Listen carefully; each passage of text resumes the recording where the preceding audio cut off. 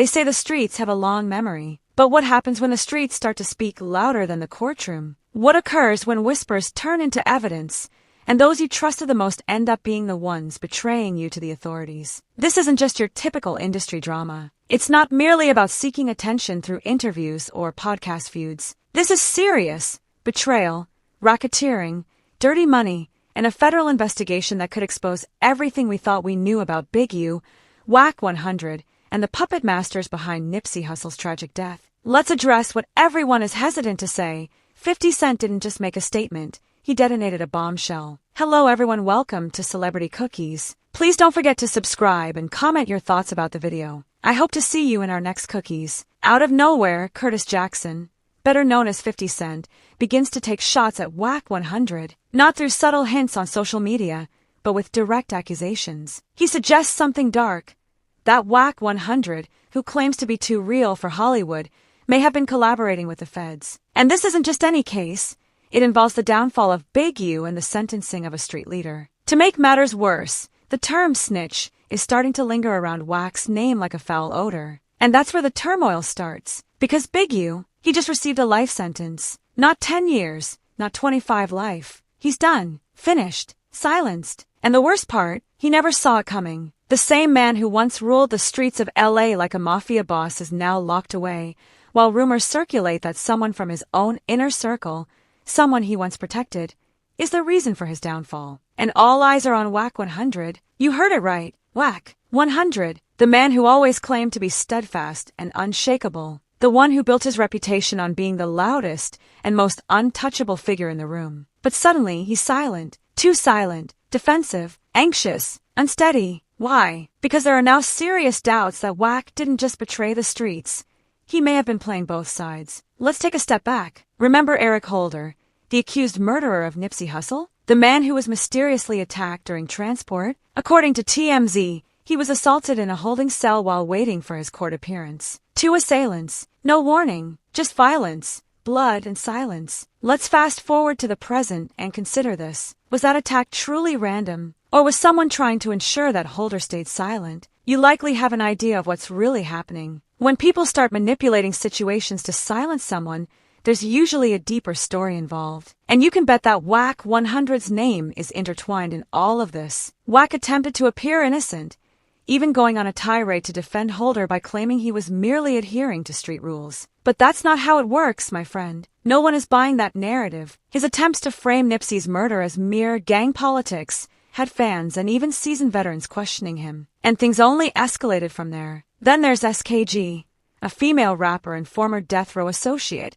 who came out swinging, alleging that Big U was also involved in Nipsey's murder. Accusations were flying, but the timing was particularly striking. Right after these claims, Big U found himself in a tight spot. And what's even stranger, the feds began investigating Wack, yet he remains untouched. How is that possible? Everyone around him is getting arrested, indicted, or silenced, while Wack is out here freely doing interviews, speaking recklessly, and remaining unscathed? It almost seems like he has some sort of protection. And that's where things take a darker turn. Rumors are now circulating that Wack 100 was supplying illegal firearms to the Roland 60s, the same gang that Eric Holder was associated with. And guess who was allegedly the mastermind behind it all? Big U. That's when people started to ask the tough questions. If Wack was supplying weapons, and Eric Holder used one to kill Nipsey, how deep does this connection run? And if Wack was indeed handing out guns to the same gang that killed Nipsey, how is he not behind bars? Unless, of course, he struck a deal. Now, this is where 50 Cent re-enters the picture. According to industry insiders, who are credible and not just random blogs,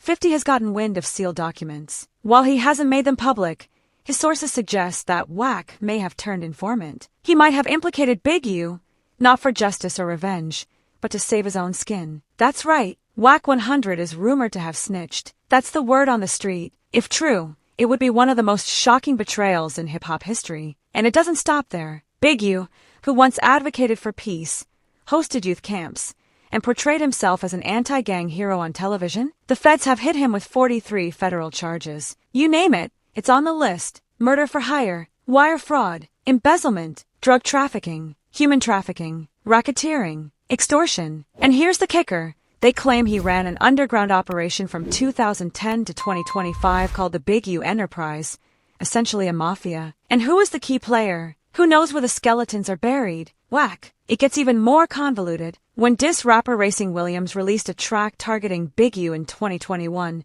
Big U allegedly ordered a hit in retaliation. That's one of the charges against him. Remember those charity foundations that Big U was supposedly involved with? Prosecutors claim he was siphoning millions from them, including taxpayer money from youth development programs. Just like that, it vanished. And guess who was aware of all this? Wack 100. Instead of sticking with Big U, he allegedly bailed out. He revealed names, shared phone records, locations, emails, and wire transfers. Now, while Big U is stuck in a cell facing a lifetime behind bars, Wack is out there hosting podcasts. Are you starting to see the connections? Even Loose Cannon, the guy who went viral for saying he received a FaceTime about Nip's murder, got dragged into this. He mentioned being on a call with someone before the incident, reaching out to Nip, who answered as if everything was fine, saying, "I love you, cuz," before hanging up, almost as if he sensed something was off. Wanna guess who gave Loose Cannon the platform to share that story? Wack 100. He knew exactly the impact that story would have. And when the backlash came, he just laughed it off,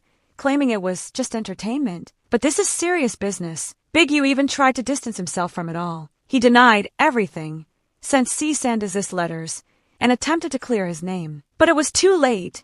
The feds were already deep into their investigation, raiding places. As for Wack, he's playing the long game, shifting blame and acting unconcerned. But those who know the streets can see through it. He's feeling the pressure. Now the streets are paying attention, not just to him, but also to who he associates with, who he's avoiding, and who he might betray next. And if 50 Cent's vague comments mean anything, he knows exactly what Wack has done. So the real question isn't, is Wack guilty? It's, how long can he evade the feds before they come after him too? History shows that no one escapes the game unscathed. Not for long. Big U is already serving life in prison. If the rumors are true, Wack might be the one responsible for putting him there. So we ask you, do you think Wack 100 snitched? Was he just strategizing all along, or is he the next casualty in this brutal cycle of betrayal and street justice? Share your thoughts below, because one thing is certain, this story is far from over. And believe me, the next chapter could be the most shocking yet.